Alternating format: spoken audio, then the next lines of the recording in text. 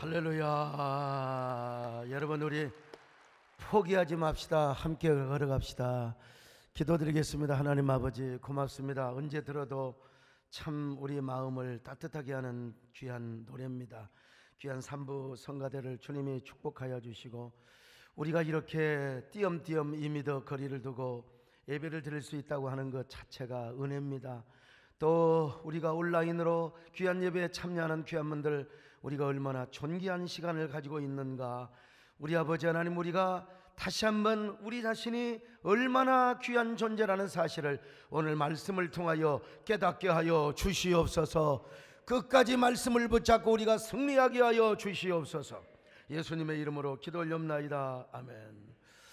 여러분, 참으로 반갑습니다. 오늘 이렇게 드문드문 자리에 앉아서 예배 불씨를 우리가 끄지 않고 있다는 게 얼마나 큰 은혜인지 알 수가 없습니다. 마스크를 쓰고 찬양을 하는 귀한 분들 참 울먹거립니다. 우리 하나님이 얼마나 기쁘게 받으실까. 그리고 교회 오지는 못하지만 이 갤럭시 탭 그리고 또 테레비 앞에서 가족들이 예배드리고 있다는 모습을 제가 이렇게 문자로 받으면서 참 울먹거리기 그지없습니다. 오늘 이 자리가 존귀한 자리요, 하나님의 복이 임하는 자리인 줄로 믿습니다. 이탈리아의 보카치오가 쓴 데카메론이라는 이 소설을 아실 겁니다. 이 데카메론이라는 말은 열흘간의 이야기라는 뜻인데요, 이 책의 이야기는 흑사병, 이 페스트의 전염병이라고 하는 이야기로 시작됩니다. 1348년 이탈리아에서 가장 아름다운 도시 피렌체. 얼마나 이 도시의 이름이 아름다우면 뭐 가게, 뭐 술집, 극장, 뭐 이름들이 막 피렌체라는 이름이 막 써질 정도였습니다. 이때는 항바이러스 약이 없었기 때문에 이 피렌체의 흑사병이 그냥 들어오니까 뭐 속수무책입니다. 다 죽어가요, 다 죽어가요. 그래서 이렇게 시작된 이 흑사병으로 인해서 유럽 인구가 3천만 명이 죽었다고 하지 않습니까? 이때 페스트로 가족을 잃은 7명의 과부들이 이제 자기 슬픔을 달래기 위해서 피렌체 성당의 미사에 참석을 했습니다. 그때 한 여자가 우리 너무 슬퍼하지 말고 우리 살 길을 찾자, 기쁨과 행복을 찾아서 나서자. 그래서 이제 남편을 잃은 과부 7명과 미사에 참석한 젊은 청년 3명이 함께 저 교회에 있는 별장으로 떠납니다. 우리 교회 이 곤지암 같은 곳에 있으면요, 뭐 전염병이 있겠습니까? 거기서 이제 모여가지고 인생의 즐거움을 위해서 살자고 다짐합니다. 이들은 10명이 하루에 한 편씩 열흘 동안 100편의 이야기를 쏟아냅니다. 이때 이들은요, 하나님의 중심이 아닌 인간 중심의 해악적인 이야기를 계속해서 전개해 나가죠. 평생 거짓말로 살다가 죽을 때도 거짓말을 해서 성자가 된 사람의 이야기, 남의 아내를 빼앗으려는 권력자를 어떻게 지혜롭게 대처를 했는가, 이런 군상의 이야기를 쏟아내면서 막 배꼽을 잡아냅니다. 그 중에 한 이야기를 소개한다면, 피렌체 고리대금업자인 차필레토라는 사람이 떼인 돈을 찾기 위해서 프랑스의 브로그뉴를 방문합니다. 근데 갑작스럽게 이제 죽을 병에 걸려요. 그래서 그때라도 천국에 가기 위해서 이제 신부를 초청합니다. 성직자를 초청해서 진지하게 아주 감동적인 이 고백, 그걸 뭐라고 하냐, 미사, 이 고해성사를 하게 됩니다. 그 고해성사에 감동한 성직자는 눈물을 흘리면서 이 차필레토의 죄를 용서하고 그리고 설교 소재까지 씁니다. 그러나 여러분, 그 고해성사는 거짓말이었어요. 가짜였습니다. 그래서 희대의 거짓말장이 차필레토는 유명한 성자가 되고, 그리고 성직자는 거짓말장이가 되어버려. 이런 얘기를 하면서 배꼽을 잡고 웃어대는 이야기가 바로 데카메론의 소설의 이야기입니다. 보카치오는 이 데카메론의 소설에서 이런 결론을 맺어요. 사람은 아무리 고통스러운 일을 겪는다 하더라도 즐거운 일을 찾아야 한다. 즐거운 일을 찾아, 그보다 효과적인 약이 없기 때문이라는 것입니다. 지금 이 소설을 읽으면요, 한심스럽기 그지없어요. 그러나 여러분, 아닙니다. 그때는 사람이 죽느냐 사느냐예요. 그러니까 이런 돌파구를 찾자는 것입니다. 지금 코로나19 확진자 수가 8,000명이 늘어났다고 하지만, 그러나 사실 사망자는 70명이 약간 오버되고 있습니다. 그럼에도 불구하고 70명 죽었는데 우리의 거리는요, 도시와 이 모든 거리는 말이요, 공포와 불안에 휩싸여 있습니다. 그러나 여러분, 그때는 3천만 명이 죽었어요. 거요. 시체가 얼마나 거리에 널브러져 있었겠습니까? 이런 때 복가치원은 너무 불안과 공포에 떨지 말고 여유를 갖고 살아가자는 거요. 인생의 재미와 기쁨 그리고 꿈과 행복을 찾아서 살자고 제안을 했던 것입니다. 그래서 이 단테의 신곡과는 반대로 데카메론을 뭐라고 하느냐? 사람들은 후세에 인곡이라고 부릅니다. 인곡. 인간이 중심이 된 해학적인 이야기가 중심이 이루어지고 있다는 거예요. 그런 의미에서 데카메론이 문의 부흥과 인문주의의 시작이라고, 문의 부흥과 인문주의의 시작이라고 그렇게 이제 우리 세계사 시간에 그렇게 다 공부를 했지 않습니까? 우리가 이 소설을 통해서 얻을 교훈은 분명히 있습니다. 코로나 바이러스가 아무리 창궐한다 할지라도 우리가 너무나 불안해서는 안 된다, 공포에 떨어서는 아니 된다는 것입니다. 우리도 즐거움으로 살고 기쁨으로 살아야 된다는 겁니다. 삶의 여유를 가지고 살아야 된다는 것입니다. 좀 신나는 얘기도 하고요, 좀 여유를 갖고 꿈과 행복을 찾아서 우리가, 여러분 공원에 가면 이제 꽃도 피고요. 엊그제 그 산에 갔더니 진달래 꽃 모으니까 야, 아무리 삶이 아파도 꽃은 피어나는구나, 아무리 겨울이 길어도 봄은 오는구나, 이런 생각을 해봤어요. 내가 그 얘기하니까 꽃이 피더라고요. 여러분 좀 산도 가시고요, 공원도 가세요. 공원에 무슨 바이러스가 있겠습니까? 그냥 마스크 쓰시고요. 이 너무 죽은 도시처럼 우리가 그렇게 방에서만 있으면 안 해야 된다 이거요. 산에 무슨 바이러스가 있겠습니까? 그러면 우리의 감성과 우리의 내면이 너무 황폐해져요. 우리 마음이 산성화되면 어떻게 되겠습니까? 이 답답함은 가족의 우울함과 사회적 우울함으로 번져갈 수가 있는 것입니다. 그래서 좀 우리가 여유를 좀 가지고 살자. 집에서 맨날 TV나 틀어놓고 이 방송 저 방송 뭐 어쩌다가 미스터 트롯만 재미있다고 해요. 나는 유튜브로만 가끔 보는데 너무 스트레스를 받으면 사람이 막 디프레스가 되어가지고요. 그러니까 좀 산책하는 재미도 느끼고, 분당에 사신 분들 좀, 여러분요 그 단천 거닌다고 무슨 바이러스가 옮기겠습니까? 우리 마음이 넉넉해져야 여유가 생기고요, 여유가 생겨야 예배도 드릴 수 있는 것이고 영적으로 강건할 수 있어요. 요즘요 코로나 확진자뿐만 아니라 또 다른 확진자가 엄청나게 발생한다는 거예요. 그게 뭐에 그러느냐? 맨날 집에서 밥만 먹고 소파에 앉아가서 TV만 보니까 살이 확진자들이 많대요. 살이 확진자들, 이런 조크를 한다고 또 누가 비판할지 모르겠는데 웃자고 드리는 말씀을 죽자고 달라들면 되겠습니까? 이런 사람의 동선을 살펴보니까 뭐냐? 식당, 주방, 거실, 식당, 주방, 거실 맨날 이렇게 다니더라는 거예요. 여러분 우리 좀 여유롭게 삽시다. 여러분 데카메론 그 소설처럼 우리가 좀 여유를 가지고 살면 좋겠어요. 오늘 또 좋은 날이 됩니다. 여러분 좋은 날, 좋은 여유를 가지고 하나님 앞에 영광 돌리며 사시기를 축원합니다. 오늘은 좋은 날 거야. 하나님 내 발걸음 인도해 주실 테니까 주님의 사랑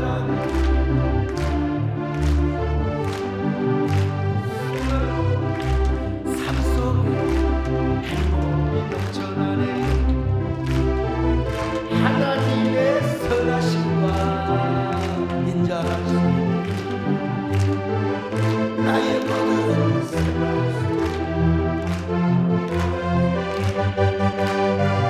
문제가 해결되고 기도가 응답되고 기적이 일어나고 축복이 넘쳐나네.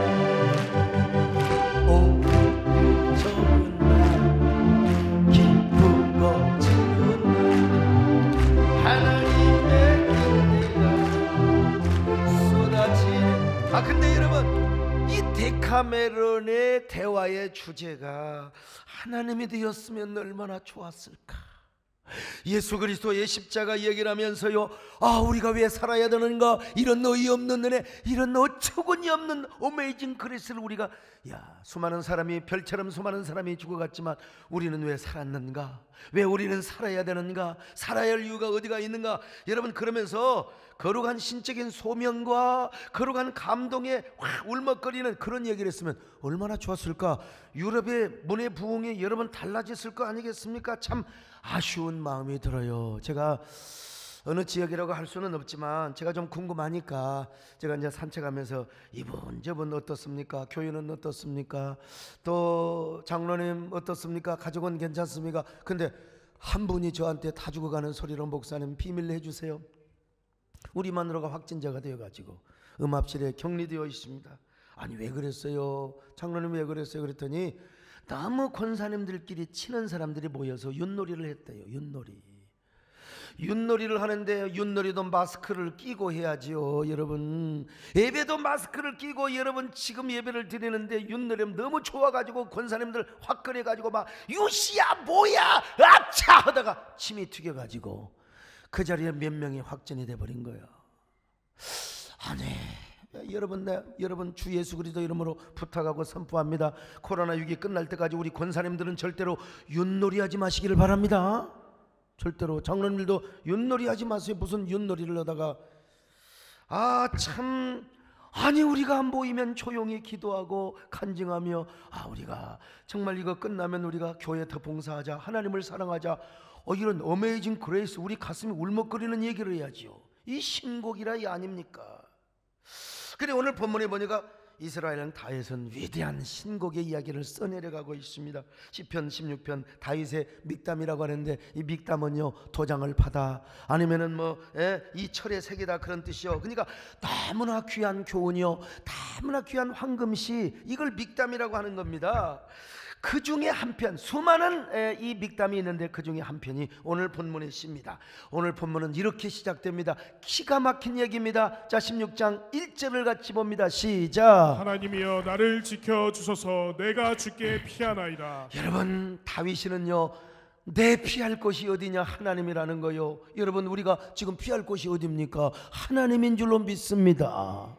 다윗이는요 사울에게 도망 다닐 때도 마찬가지고 언제나 피할 곳이 하나님이라는 거예요. 그래서 시편 여러 곳에서 보니까 광야에서 진정으로 피할 곳은 하나님이십니다. 하나님이 나의 피할 바위시요 나의 요새라고 고백하고 있어요. 자 18편 2절입니다. 시작. 내가 여호와께 아뢰되 주는 나의 주님이시오니 주밖에는 나의 복이 없다 하였나이다. 여러분 사울에게 쫓겨다닐 때도요 광야에 조그마한 요새가 있어요. 그런데 그 요새는 별부가 없어요. 하나님이 나의 바위가 되십니다. 하나님이 나의 요새가 되십니다. 왕이 된 다음에도 왕이 무슨 피할 곳이 있겠어요? 그래도 하나님은 나의 피할 바위가 되시고 나의 피난처가 되십니다. 오늘 여러분은 어떤 사람이십니까? 하나님이 나의 진정한 피할 바위가 되십니까? 여러분도 언제나 하나님을 피난처로 삼으시기를 바랍니다. 그래서 찬송가에도 이런 노래가 있어요. 피난처 있으니 환난을 당한 자 이리 오라. 땅들이 변하고 물결이 일어나 산 위에 넘치되 나는 두렵지 않습니다. 나는 두렵지 않습니다. 여러분 이 노래 이승만 박사가 6.25 때 얼마나 많이 이 노래 많이 불렀는지 몰라요. 유럽의 수많은 나라들 가운데도요 한동안은 이 노래가 국가였습니다. 이 노래가 국가였어요. 애국가이라 이 말이죠. 정말 우리가 고난과 역경을 당하고 환난을 당하는 때는요 이 찬송 많이 부르면 좋습니다. 여러분 고적하고 힘들고 무기력함에 여러분들이 빠진다고 생각할 때 이 찬송을 많이 부르세요. 오늘 유튜브로 오늘 온라인 예배 참여하는 여러분들이요 함께 이 찬양을 한번 불러보십시다. 여러분요 피난처 있으니 환난을 당할 자 이리 오라. 똥들이 변하고 물결이 일어나 산 위에 넘치네 두렵지 않네. 이방이 떠들고 나라들 모여서 진동하라. 우리 주 목소리 한 번만 바라면 천하의 모든 것 망하겐. 야 얼마나 여러분 아무리 천하가 떠들고 코로나가 진동하고 아무리 발광을 해도 여러분 우리 주 목소리 한 번만 바라시면 멸절이 될 줄로 믿습니다. 우리 주 목소리 한 번만 바라면 천하의 모든 것 망하게. 난 진짜 얼마나 이 찬양의 은혜스러운지 알 수가 없어요.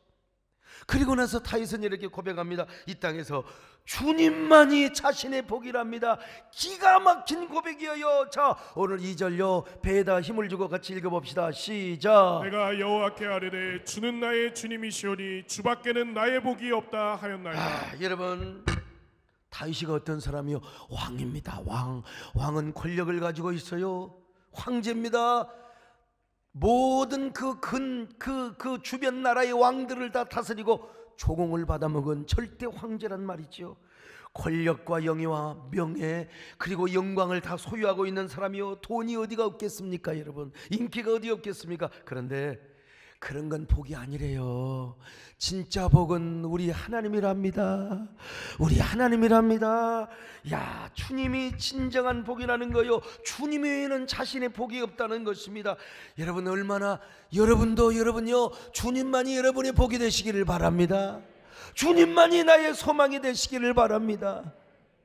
근데요, 그러다가 갑자기 다윗은 내용의 전환을 이루고 있어요. 갑자기 대상을 바꾸고 있는데 분명히 주님만이 자신의 복이고 주님이 자신의 전부인데 그런 마인드와 관점으로 바라보니까 여러분, 땅에 있는 성도들이 얼마나 존귀한 자인지, 저들이 나의 기쁨이고 저들이 나의 행복이고 저들이 나의 소망이라는 거요. 기가 막힌 고백입니다. 자, 3절 또 한 번 배에다 힘을 주고 읽어야 돼요. 시작. 땅에 있는 성도들은 존귀한 자들이니 나의 모든 즐거움이 그들에게 있도다. 여러분, 땅에 있는 자들이 존귀한 자래요.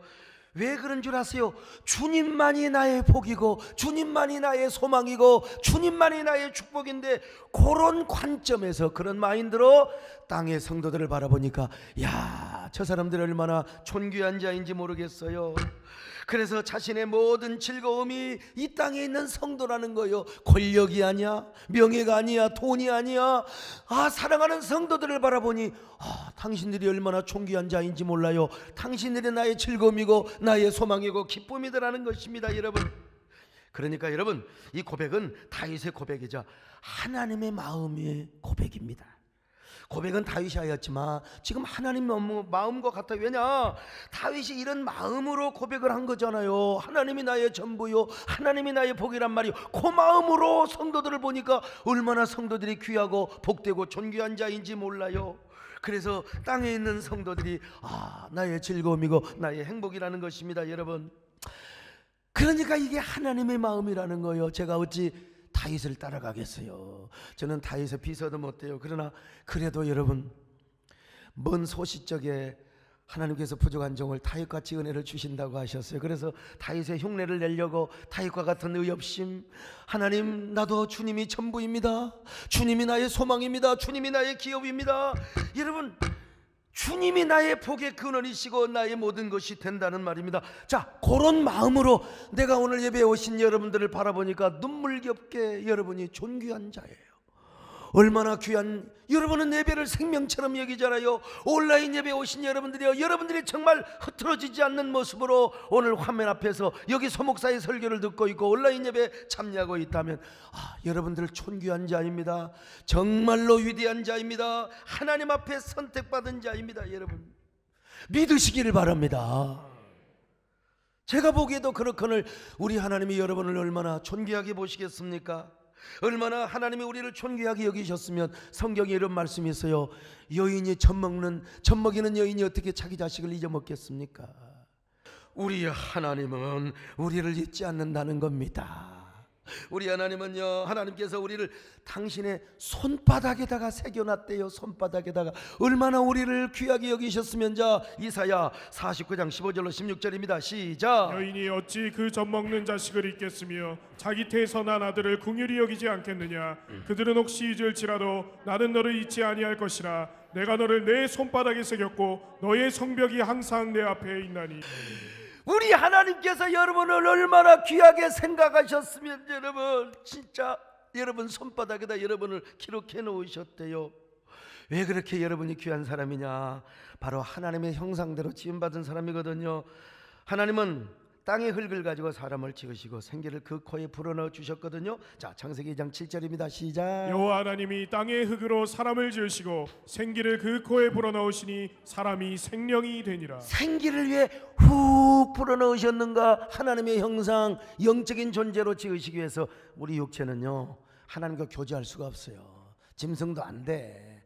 그래서 우리 안에 당신의 생기, 당신의 생기를 불어넣으셔 우리를 생명으로 만드셨다 이 말입니다, 여러분. 그래서 우리가 하나님의 형상을 닮은 사람은, 정상적인 사람이라면 하나님을 섬깁니다. 하나님께 예배드립니다. 언제나 내 주님을 섬기게 되는 거요. 오늘 그래서 우리가 하나님께 나온 거 아닙니까? 여러분 모두 평생 그런 사람이 되시기를 바랍니다. 흙으로 사람을 지으사 그 코에 생기를 불어넣으신 주 하나님, 우리의 아들을 세상에 보내신 사랑 주 하나님을 사랑해. 나는 하나님 영상 따라 지음받은 이 몸을 주께 바치리. 항상 내 생활 중에 주를 부인하지 않으며 내 주를 섬기렵니다. 내 주를 섬기렵니다. 하나님의 형상대로 지음받아서 우리가 이렇게 하나님을 노래할 수 있어요. 그러므로 여러분, 하나님의 형상대로 지음받은 여러분이요, 두려워하지 마세요. 너무 코로나 불안해하지 마세요. 여러분, 두려워 벌벌 때문에 우리 하나님이 얼마나 자존심 상하겠습니까? 여러분은 존귀한 사람입니다. 존귀하다고 외치세요. 아, 나는 존귀한 사람이다. 존귀한 사람은 예배 시간에 졸지도 않는다. 천박한 사람이 졸아요. 주여, 나는 졸지 않겠습니다. 나는 존귀한 사람이다. 벤 스위트랜드라는 세일즈맨이 의기소침하여 한 상담가를 찾아가서요. 선생님, 저는요 되는 일이 하나도 없습니다. 왜 이렇게 무슨 일을 해도 사람을 뭐 세일즈 하려고, 내가 세일하려고 만나러 가도 다 피합니다. 왜 그런지 모르겠어요. 상담사가 주문을 했습니다. 형제님, 매일 저녁 잠들기 전에 이렇게 외쳐보세요. 나는 위대한 사람이다. I'm a majestic man. 나는 위대한 직원이다. I'm a majestic salesman. 이렇게 외치라는 거예요. 저녁에 잠들기 전에, 낮에 또 계속해서, 그리고 아침에 이렇게 막 그냥 계속 반복했습니다. 나는 위대한 사람이다. 나는 위대한 사람이다. 나는 위대한 직원이다 말이요. 그랬는데 이게 뻔한 얘기죠. 1년 후에 그가 그 회사에서 탑 세일즈맨이 되었다는 것입니다, 여러분. 나이 50에 이르기까지 벤 스위트랜드는 참으로 별 볼 일 없는 존재였는데 아침 저녁으로 나는 위대한 사람이다, 위대한 사람이다, 위대한 사람이다 했더니 탑 세일즈맨이 되었다는 거요. 그러므로 여러분도 이 코로나 위기 난국 속에서 이렇게 외칠 필요가 있어요. 나는 위대한 사람이다. 나는 위대한 자녀다. 나는 위대한 장로다. 나는 위대한 권사다. 나는 위대한 전도사다. 할렐루야. 나는 위대한 목사다. 그리고 하나님이 나를 반드시 치유해 주신다. 생명사기로 보호해 주신다. 하나님이 나를 감염으로부터 자유하게 해 주신다. 우리 대한민국을 축복하신다. 우리 자녀들을 축복해 주신다. 아니, 이렇게 이야기한다고 누가, 여러분, 뭐 우리 세무소장도 계시지만, 아니 무슨 이런다고 누가 세금 물어요? 누가 세금 물어요, 여러분? 그뿐입니까? 다윗은 위대한 전환을 또 합니다. 다윗은요, 하나님만을 섬기며 하나님께 예배를 드리는 자가 더 존중한 자래요. 더 존귀한 자라는 것입니다. 똑같이 하나님의 형상대로 지음받았지만은 다른 신에게 제사하고 다른 신에게 전지의 제사를 드리는 자는 괴로움을 더할 것이라는 거요. 자, 시편 16편 4절이요. 같이 봅니다. 시작. 다른 신에게 예물을 드리는 자는 괴로움이 더할 것이라. 나는 그들이 드리는 피의 전제를 드리지 아니하며 내 입술로 그 이름도 부르지 아니하리로다. 여러분, 똑같이 하나님의 형상으로 지음받은 사람이랄지라도 다른 신에게 예물을 드리는 자는 괴로움을 더할 것이라. 반대로 뭐예요? 하나님만 섬기며 하나님께 예배하는 자에게는 뭐예요? 기쁨을 주실 것이라, 이 말이죠. 행복을 주실 것이라. 여러분들이 그런 행복의 주인공이 되시기를 바랍니다. 다윗은 난 절대로 다른 신의 이름을 부르지도 않겠다는 거예요. 단 한 번도 호기심으로 나 다른 신에게 제사를 드려본 적도 없단 말입니다. 여러분, 그는 마음을 다하고 성품을 다하고 힘을 다하여 하나님만을 섬기겠다는 겁니다. 그러니까 자신도 존귀한 사람이 될 뿐만 아니라 자기처럼 하나님만을 섬기고 예배를 존중히 여기는 자는요, 자기 눈에 그렇게 존귀하게 보인다는 거예요. 그렇게 그들이 나의 힘이 되고 소망이 된다는 것입니다. 여러분, 저도요 예배를 소중히 여기며 예배에 목숨을 걸었던 사람이기 때문에 그런 마음의 눈동자로 여러분을 바라보니까 여러분이 그렇게 귀할 수가 없어요. 여러분, 참으로 존귀한 자입니다. 오늘 온라인 예배에 참여하신 여러분들이, 여러분은 존귀한 자입니다. 여러분, 나의 기쁨이 여러분에게 있고 하나님의 기쁨이 여러분에 있다는 사실을 아셔야 됩니다. 예배를 사모하는 사람, 우리 모두 이런 예배를 존중히 여기기를 주의 이름으로 축원합니다. 뿐만 아닙니다. 여러분, 예배를 존중히 여기는 사람은 어떻게 합니까? 하나님을 섬기는 걸 본업으로 삼는 사람이래요. 예배뿐만 아니라 하나님께 헌신하는 걸 본업으로 살며 살아왔기 때문에 나도 여러분요, 이 어려운 가운데 창의적 헌신을 하고 창조적 감동을 받아가지고 막 헌신하며 순종하는 사람들이 왜 이렇게 친형제보다 가족보다 귀하게 여기게 되고 존귀하게 여기게 된다, 이 말입니다. 여러분, 예배가 얼마나 중요한 줄 아세요? 헌신이 얼마나 소중한 줄 아세요? 오늘 여러분이 드리는 이 예배는 하나님 앞에 향기로운 제물로 올라가게 될 겁니다. 여러분의 헌신은 향기로운 제물이 될 겁니다. 그리고 이 땅에 불로 응답하여 주실 것입니다. 이 땅을 거쳐 주실 것입니다. 이 민족을 치유하여 주실 것입니다. 아유, 여러분, 저도요 핑계 좋고 떡 사 먹는다고 아이고 곤지암 기도원에 완전히 첩첩산중이요. 그런데 가서 딱 좀 쉬면 얼마나 좋겠습니까? 정말 제 소원 중에 하나입니다. 근데 제가요 주일 1부, 2부, 3부, 4부, 5부 저녁까지 6번 죽어나는 겁니다. 여러분, 제가 다 해요. 근데 여러분요 이게 진짜 저는 즐기는 겁니다. 왜? 우리 사랑하는 성도들에게 예배에, 아니 제가 11시 한 번 할 수 있어요. 어차피 유튜브로 하는 데까지 건 그냥 한 번 할 수 있어요. 그러나 이러기를 몇 주 가보세요. 한두 달 해보요. 그러면 우리 교인들 마음속에 문화적 영적 병리 현상이 나타나. 유튜브로 이제 한번 예배 드리면 되겠네. 내가 그것과 싸우는 것입니다. 새벽기도 1부, 2부 다 여러분 제가 유튜브 방송하죠. 수요 1부, 2부요. 금요 철학까지. 요즘 제가 진짜 코피가 쏟아질 정도지만 그러나 행복합니다. 예배 나오며 유튜브로 시청하며 함께 은혜 받는 성도들이 얼마나 존귀하게 느껴지고 얼마나 자랑스럽게 느껴지는지 몰라요. 여러분, 우리가 드리는 예배는요 기독교 2000년 역사는 한 번도 중단된 적이 없습니다. 우리나라에 복음이 들어온 이후로 한 번도 중단된 적이 없어요. 중단된 적이 없어요. 혹시나 우리 교인들 정말 아셔야 됩니다. 6.25 중에도 여러분 예배는 그리고 여러분 뭡니까? 콜레라가 그냥 기승을 부리고 또 스페인 독감이 그냥 완전히 창궐해도 주일 예배 한 번도 안 드려진 적이 없어요. 오히려 3.1운동 했다니까요. 오히려 3.1운동 했어요. 5.18 광주 민주화 운동 때도 여러분 예배는 드려졌습니다. 포항 지진 때도 여러분 예배가 한 번도 다쳐진 적이 없어요. 저는 수요 밤예배 안 드리면 그거 누가 뭐라고 하겠어요. 수요일 밤예배 드리기 위해서 금남로를 지나다가 5.18 중에 총에 맞아 죽을 뻔했어요. 수요 예배까지 다 드렸습니다. 그런데 지금 코로나 전염병으로 예배가 약화되고 있습니다. 이러다가 코로나19가 종식된 이후에 예배가 소홀히 되는 문화, 한국교회가 예배 문화가 완전히 그냥 꺼질까. 나 이것 때문에 잠 못 이루는 밤 진짜 며칠 동안 잠 못 이뤘어요. 하나님, 그러나 오늘 내가 글을 썼어요. 이렇게 사라질 것 같으면은, 그렇지 않습니까? 여러분, 그렇게 사라질 불꽃이었다면 지금까지 존재 자체도 못했을 것입니다. 내가 오기로 여러분 이런 역설적인 글을 쓰고 있는 것입니다. 사랑하는 여러분, 이럴 때일수록 예배를 존중히 여기시기를 축원합니다. 예배를 사모하시기를 바랍니다. 교회 못 나와도 돼요.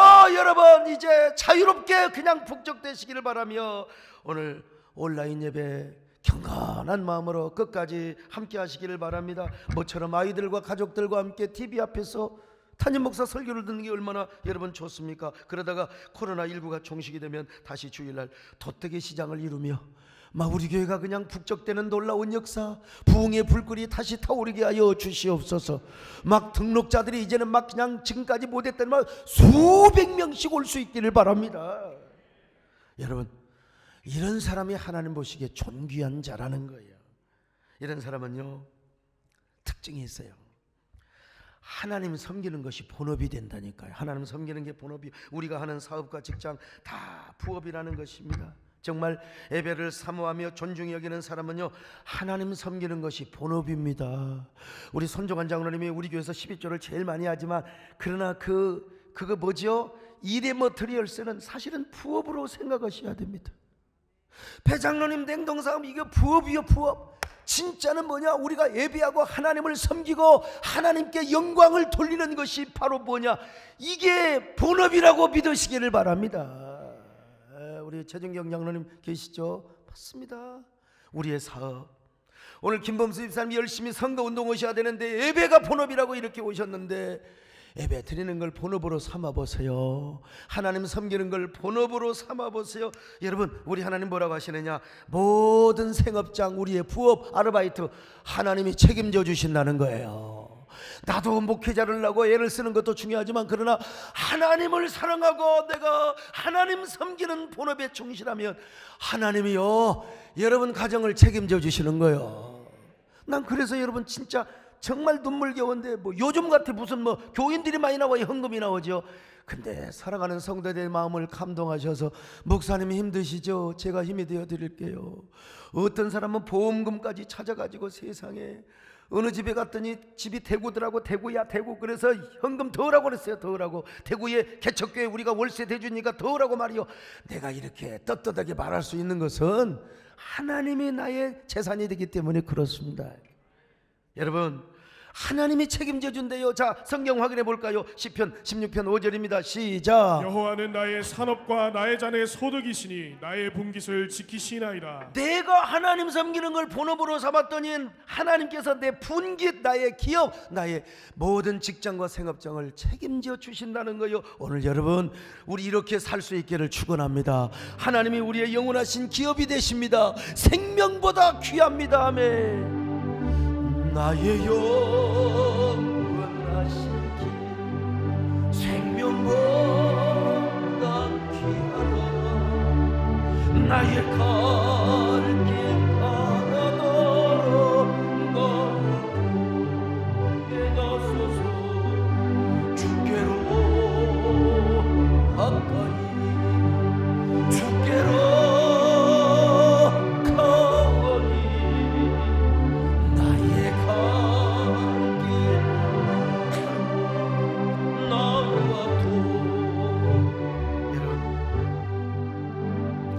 성경은 말씀합니다. 이런 사람은 두렵지 않대. 전염병 같은 거 우리가 조심하고 또 조심할 뿐이지요. 어떠한 환난과 재앙도 여러분 두렵지 않다는 거예요. 아니 내가 하나님 섬기는 걸 본업으로 삼는데 하나님이 우리를 이거 하나 못 지켜주시겠습니까? 할렐루야. 자, 시편 91편 5절로 7절입니다. 시작. 너는 밤에 찾아오는 공포와 낮에 날아드는 화살과 어두울 때 퍼지는 전염병과 밝을 때 닥쳐오는 재앙을 두려워하지 아니하리로다. 1000명이 내 왼쪽에서 10,000명이 내 오른쪽에서 엎드려지나 이 재앙이 내게 가까이 하지 못하리로다. 1000명이 내 왼쪽에서 엎드려지고 10,000명이 내 오른쪽에서 엎드려져도 야 너한테는 재앙 안 와. 걱정하지 마. 내가 불사계로 내가 생명사계로 분리의 성곽으로 내가 너를 지켜준다 이거요. 너는 나만 믿고 따라오라 이겁니다. 여러분, 이런 사람이 기도하면 하나님이 어떻게 들어주는가? 잽싸게 들어주세요. 자, 시편 91편 14절로 15절 봅니다. 시작. 하나님이 이르시되 그가 나를 사랑한즉 내가 그를 건지리라. 그가 내 이름을 안즉 내가 그를 높이리라. 그가 내게 간구하리니 내가 그에게 응답하리라. 그들이 환난 당할 때에 때에 내가 그와 함께하여 그를 건지고 영화롭게 하리라. 기도하면은 하나님께서 바로 응답하세요. 바로 응답하시고 응답뿐만 아니라 그를 영화롭게 하리라. 하나님이 여러분의 기도를 들어주시기를 바랍니다. 그리고 하나님이 오히려 이럴 때일수록 하나님이 여러분을 영화롭게 하시기를 바랍니다. 뛰는 놈 나는 놈 위에 운 좋은 놈이 있다는 책이 있어요. 일본의 나카노 노부코가 쓴 책인데, 이 사람이 하면은 뛰는 놈이 나는 놈이 있어요. 진짜 저도 보면요, 나도 좀 잘 뛴다고 생각을 했는데 나는 놈들이 많아요. 나는 놈들이 많아. 그러면 내가 날아. 그러면 날아. 그런데 이 나는 놈보다도 또 뭐냐, 운 좋은 놈이 있다라는 겁니다. 운 좋은 놈들을 전부 다 지켜보고 분석을 해보니까 5가지 습관이 있는데, 그 중에 제일 중요한 게 뭐냐, 기도를 많이 하는 사람이에요. 기도를 많이 하는 사람. 기도를 많이 하는 사람. 이 사람이 예수 믿지 않는 사람인데요, 기도 많이 하는 사람 보니까 운이 좋더라는 거예요. 세상 사람 보기에도 기도 많이 하면 운이 좋더라는 거예요. 운칠기삼이라는 말이 있잖아요. 운칠기삼. 우리가 100% 노력해봤자 그거는 30%고 운이 70% 따르더라는 겁니다. 나는 가만히 이 책을 보면서 생각해 보니까, 야, 소 목사 되게 운 좋은 사람입니다. 나는 운수가 대통한 사람입니다. 저는요. 예? 나는요, 어릴 때부터 제가 무슨 팔자가 늘어지고 좋은 훌륭한 부모님, 돈 많은 부모님 밑에서 내가 자란 사람이 아니고, 그런데 왜 이렇게 운이 좋은지 요즘도 보면요, 나는 가만히 있지 대구 지역에도 나 모른 체 하고 그냥 기도하니까 숨어 있으면 나는 괜히 전화해, 무슨 어려움 없습니까, 어떻습니까 하고. 참 운 좋은 사람이야.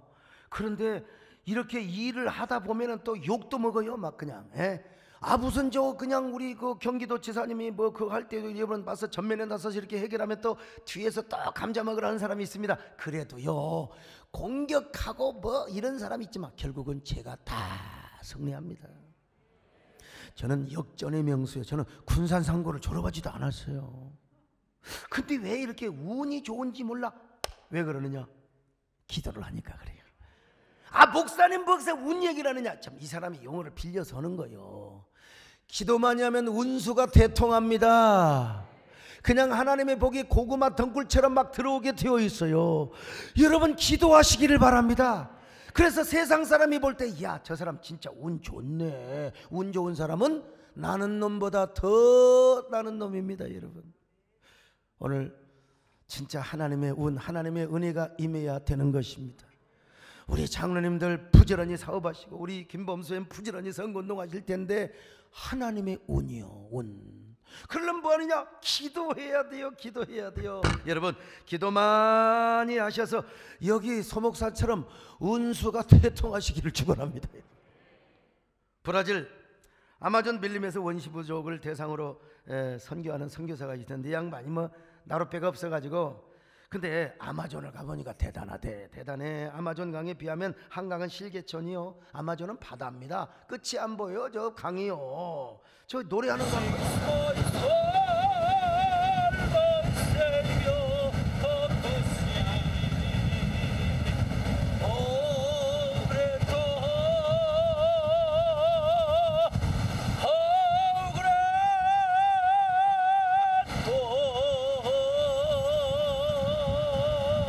나이가 젊으면 미스터 트롯에 나갈 수 있을 텐데 말이죠.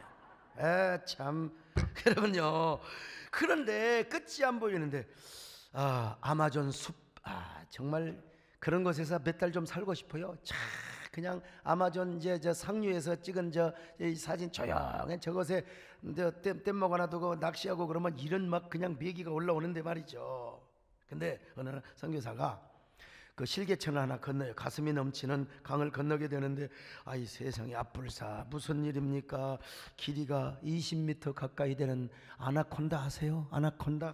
요 아나콘다가요, 뱀 대가리를 딱 내놓고 선교사를 잡아먹으려고 와 벌리고 있는 이 모습을 원주민들이 바라보면서요, 와, 저 선교사 이제 아나콘다 밥이 되겠구나. 완전히 그냥 칭칭 감아서 질식해 가지고 그냥 삼키겠구나. 여러분, 그때 선교사가 하나님께 간절히 기도드립니다. 하나님, 저 아나콘다를 쫓아주시옵소서. 원주민들이 이것을 보고 하나님의 살아계심을 알게 하여 주옵소서. 이렇게 하고 나니까 마음에 담대함이 생기더라는 거예요. 그래서 거대한 아나콘다를 향하여 명령을 했대. 내가 나사렛 예수 그리스도 이름으로 주놈이 명하노니 악하고 더러운 아나콘다여 어서 너의 집구석으로 돌아갈지어다. 그랬더니요 놀라운 일이 생겼어요. 선교사의 말이 떨어지기가 무섭게 아나콘다는 몸을 징감더니 혓바닥을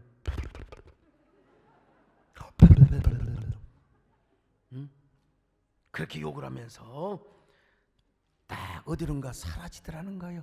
그 모습을 보고 그 부족들이 하나님이 함께하는 선교사는 다르구나. 그래서 다 부족이 다 복음을 전했다는 이야기를 들은 적이 있어요. 그렇습니다. 우리 하나님 보시기에 존귀한 자가 되면은요 기도하면 바로 들어주세요. 존귀하는 자가 기도하면 바로 들어주세요. 여러분도 이런 코로나 위기 때 기도하시기 바랍니다. 주여 코로나 감염으로부터 우리를 지켜주시옵소서. 우리 교회를 지켜주시옵소서. 우리 가족을 지켜주옵소서. 우리 직원들을 지켜주시옵소서. 할렐루야. 마음속에 크신 주 예수 아우라의 슬픔만 있을 때에 주 예수의 아래 할렐루야 주 예수 앞에 아우라의 주 우리의 친구니 무엇이나 결심한 주 예수. 우리만 기도하면 안 됩니다. 우리 조국 대한민국을 위해서 기도해야 됩니다. 김용기 장로님을 들어보셨나요? 이번에 우리나라가 거지같이 가난하게 살 때 우리나라가 제발 부자로 살게 해달라고 이것이 목표였어요. 그래서 가난농군학교를 만들어서 수많은 사람들 목사님들도 말이죠 많이 가서 훈련 받았습니다. 근데 박정희 대통령이 새마을 운동할 때 이분에게 배웠어요. 정신적 동력. 그러니까 용기, 참 용기. 김용기, 조용기. 용기가 너무 좋아요. 나도 소용기라고 한번 지어볼까 싶어서 사랑하는 소용기 말이요. 자, 근데 어느 날 박정희 대통령이 국가재건의회 의장 시절에 30명의 일행과 함께 가난동군학교를 찾아왔어요. 점심 식사를 하는데 빵조각을 말이죠. 이 박정희 의장이 말이야 그냥 기도도 안 하고 먹어. 그럴 때 김용기 장로가 기도 작아요. 호통을 치면서 어이 박군, 우리 학교에 와서는 밥 먹기 전에 반드시 식사 기도를 해야 돼. 식사 기도 안 하면 저 돼지 마구간에 집어쳐. 그러니까 빵을 내려놓고 박정희 의장이 권력이 서슬퍼른 사람이 식사 기도를 딱 하고 밥을 먹었다는 거 아니겠습니까? 여러분요 얼마나 존귀가 있고 권위가 있으면 그 서슬퍼른 권력자 앞에 박군 기도하고 밥을 먹어야지. 이분이요 나라와 민족을 위해서 얼마나 기도 많이 한 줄 아세요?